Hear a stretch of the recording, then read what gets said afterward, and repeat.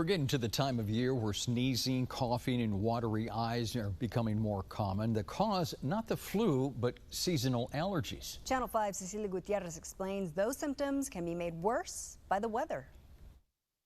The cold front that came through early this morning brought more than just cooler temperatures. It also brought a bunch of pollen with it. That's causing some people's allergies to act up. It's almost like clockwork. Every single time it's cold, it always happens. The sneezing, coughing, runny nose, and watery eyes hit Claire Ortha seasonally. It gets colder, and it's really hard to tell whether or not I'm getting sick or whenever it's allergies. Those symptoms could be made worse by the weather. When dry cold fronts like the one we had this morning come through the valley, they can wreak havoc on your allergies. Right. Key to the dry front is two things. One, you need to have available pollens or available allergies. And with the front itself, when the wind blows, can lift this pollen in the air. And if people are sensitive to that, they can sense the pollens that are in the air.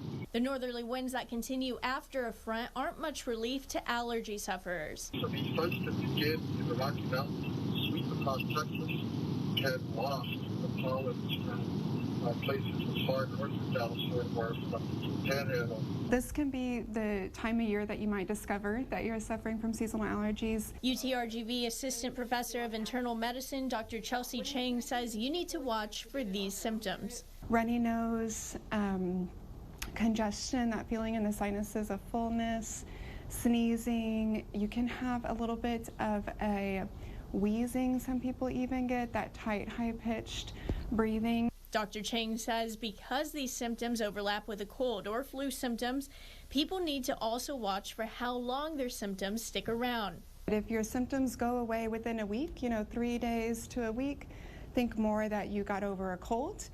If you're struggling with these more than a week, you might be dealing with allergies. According to Pollen.com, pollen levels will stay high in the Rio Grande Valley for the next 5 days. So there is a lot of very effective over-the-counter medication for allergies, which are largely safe, especially for people with no medical problems. So there's once a day antihistamines that can be really helpful. There is intranasal steroids, fluticasone, that you spray in the nose. Dr. Chang says if your symptoms get worse or don't clear up with antihistamines, to see your doctor. With more cold fronts and the lack of rain in the forecast, this is just the start of allergy season. In the studio, Cecilia Gutierrez, Channel 5 News at 6.